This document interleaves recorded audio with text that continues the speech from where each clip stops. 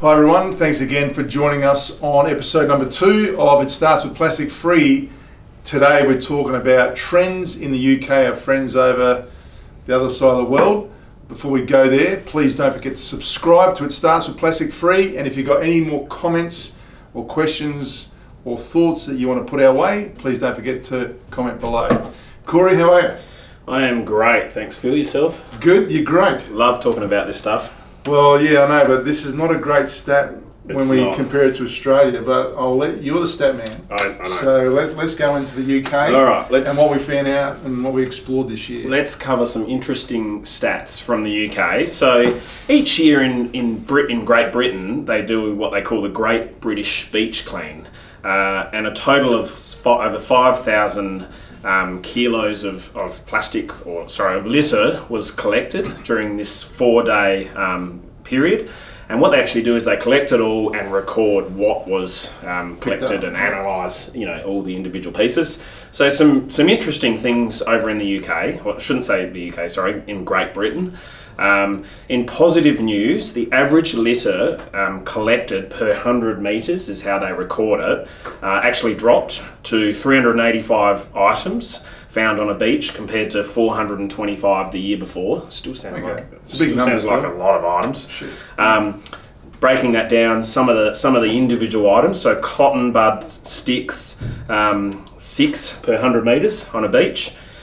Single plastic use bags, interestingly, have dropped from 13 in 2013 to only 3 in 2021. Now, every 100 metres. Every 100 metres. Now, there was a plastic bag ban in 2015 over in the UK, so you'd have to draw the conclusion that ban is directly related to how many plastic bags they're finding on beaches these days. Which is, great in terms of Australia as well. Also has a long list of plastic items that they're banning as well, which is great. We just need to add a few more items to that list and we'll be able to reduce some of this waste on the beaches. 75% of all litter collected was plastic or polystyrene.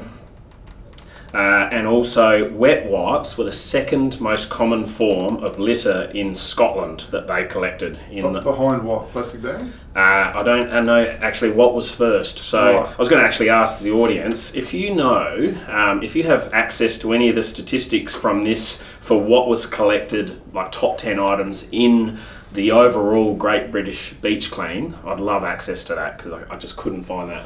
Well, let me go into that wet wipe one because we have had a question that came after the last episode about why we know so much about wet wipes, and I'll go into that later. But that stat on Scotland, I'm guessing would be reflective. If it's not second, it might be third or fourth in other countries, including Australia. But the UK, the thing that really impressed me about the UK is that a lot of the time it's government. Like the government introduced that stat you said about banning plastic bags. Yes. But we found this year in the UK, some of the big retailers over there, Boots, Tesco, actually banned wet wipes that were plastic based. Yes. Now the first episode we had covered how much plastic is used in wipes, but that means that just a general wipe like this, without, and I'm not shaming brands, but these are just. It's out there that now the retailers are understanding these numbers and the impact on plastic landfill and microplastics, etc. And now the alternative is they've got to have a plant-based product. Yep, absolutely. You got this thing here came. No wonder it finds itself from the UK and Australia because they can't sell it over there. I'm joking, but I mean this is a big ass wipe. I mean. That's 200 by, must be over 300. That's a large wipe. Bigger, and it's, what do you do with it? I mean, nice and tough, I get it, but what do you do with it afterwards? And it's encouraging to see retailers, before government forces them to make that call, and so they're leading the way. It reflects their brand. They're obviously listening to the consumer, the public and the community.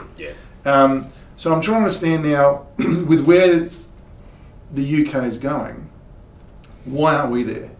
It's interesting. There was a bill put into Parliament in the UK to ban plastic wet wipes over there because, again, they are an avoidable plastic. There are options out there, other fibres that we can use instead of plastic to make wet wipes, and people don't know the difference. Right.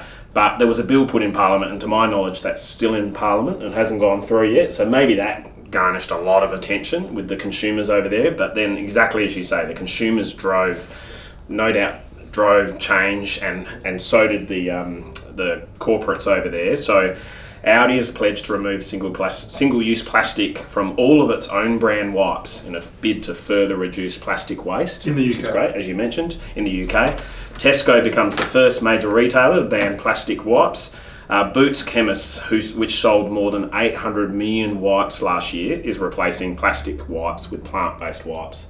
So it can be done. And so when it's not in the store, people look at the alternatives and this changes behaviour, changes consumer behaviour. And Absolutely. and then the question comes up, I didn't know that wipes were plastic, and I'm seeing there's plant-based materials and alternatives out there, which this is where I'm encouraged that the retailers on it, because without bagging the retailers, but often the retailers are forced when legislation comes in. Yep. But the fact that they've taken that positive step forward, this then means that consumers now are just going to follow the trends or the commitments of the retailers. And in Australia, I mean, you talk about beaches. Well, not many problems going on the beach compared to what we do here.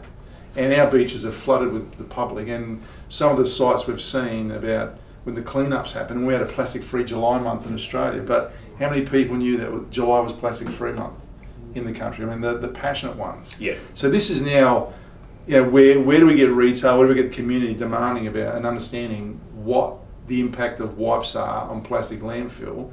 And we're not saying you can't use wipes. We definitely want you to use wipes, but not using a plastic wipe. Yeah. That plastic-free accreditation, I mean, we've been talking about it with our products, but there's a plastic-free accreditation in the UK as well now. So products that are truly plastic-free and have been accredited independently have this plastic-free logo that can put on their products or their packaging. So that further reinforces that part of the world is now setting a trend. Yes. And it's a good model to follow. Yeah. What are the stats you got there, Gordon? Well, that's the most of it, but it's interesting in the UK as well. A big driver for banning plastic wipes in Parliament is purely the problems around flushing wet wipes as well. So that's a big problem. We've got a big episode on flushing wipes later on. Yeah, correct. But that is an issue. But in saying that, though, I think we saw those 11 myths of wet wipes flushed and the impact they've got on blockages. Yes. A lot of the blockages aren't just about wipes. There's other things that have been blocking up drains, etc. But obviously expose it further. Yeah. But they're not banning wipes altogether for this problem. They're talking about banning plastic wet wipes, which don't break down at all and do cause a lot of the blockages. And again, 45% of people in the UK admitted to flushing wet wipes, tampons or sanitary pads. You're a surfer, you go surfing and you spend a lot of time out on the beach. How often do you see, with your travels around the place, plastic impact on the beaches? I'm definitely maybe through involvement with the hygiene co, I'm noticing it more and more, but I'm noticing small bits of plastic when you go walking on the beach. I notice that a hell of a lot more than I ever used to. I don't know if you're the same.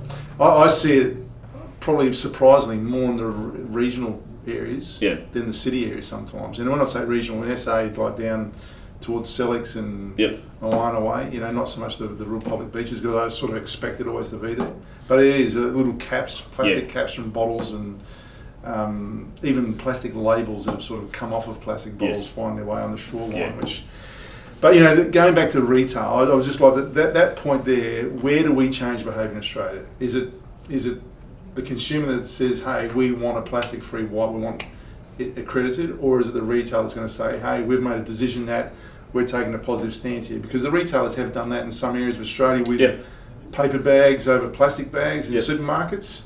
It can be done, as you said, there are alternatives, which is a nice segue into that question that came our way. How do we know about wet wipes? Well, Corey and I are the co-founders and directors of the Hygiene Co, and we are Australia's first and only manufacturer of plastic-free wet wipes. So if you hang around to the end of this episode, you'll see a couple of our brands that we manufacture and release. But we're very passionate about this because when we found out about all the stats of what was imported into Australia, besides 96% of wipes being imported into the country, with a big stat on that was, I think it was more than 95% that were plastic based. And we understood that there were alternatives. We've worked with some of the leading fabric and fibre companies around the world in terms of manufacturing fabrics that we could then convert into wipes here that are biodegradable, compostable and do break down. And that flushable topic, I'm not going to steal that thunder because that's in a future episode. We're going to talk about flushable wipes and fabrics as well, and where that is leading and going in Australia. But for us, it is all about reducing plastic landfill. And so when we had those numbers on wet wipes, and as was mentioned previously, in comparison to plastic straws, there's a major impact that all of us could have in this country, and there's a lot of room for even the imported wipes to have a compostable or biodegradable alternative to the plastic that is in there. And we've spoken about those numbers of what's used around barbecues, in homes, cleaning bathrooms, kitchen areas, hospitals, day surgeries, childcare, schools, workplaces, taking off makeup, cleaning iPhones and computer equipment. It just doesn't end. There are so many usage of wipes, and when we I just rattled those off then, but my God, like how many opportunities are there to reduce and cut out plastic? Yeah. Well, we're not going to change. Just by looking at that. It's going to be very difficult to change consumer behaviour. The answer, some people might say, is, hey, let's use a reusable wipe. But, the reality is, in the medical space, that's not an option. Cleaning down your barbecue, a lot of people are like, well, I don't want to get grease on a reusable wipe. And so we're faced with the reality that wipe and bacteria with COVID, wipes are here to stay, and they are a big part of our society. We just need to swap them out for plant-based over plastic. Simple as that. So we are asking you all for more questions and thoughts and processes and comments, because you might have some stats that could be alarming and educational for us, so we'll share that along. But more importantly, share this along, this episode if you can. We are wanting to engage with a lot more of the community around the country on plastic and wipes, and also how we create a better environment, and one that is more user-friendly in terms of reducing plastic landfill, carbon emissions, and the impact on climate change.